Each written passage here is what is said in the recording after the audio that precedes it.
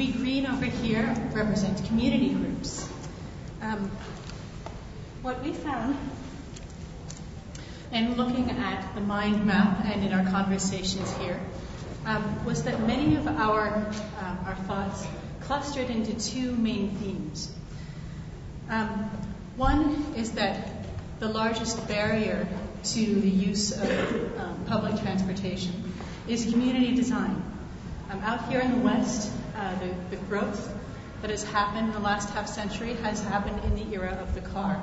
And our communities have destinations that are far apart from one another because of the assumption of getting between them using a car, which makes things very difficult for people who cannot.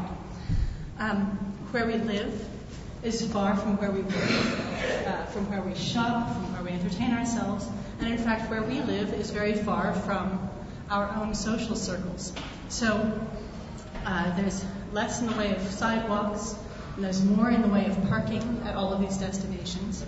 And the distances are great, and that makes it difficult to connect everything to each other using buses and trains and such. The other theme that our thoughts clustered around had to do with economic inequality, both real economic and the real inequality and the perceived notions about inequality. We all understand here that there are people who would ride the bus by choice, and there are people who absolutely depend upon the bus system. There is also, in the general population, kept in the dark place of the mind,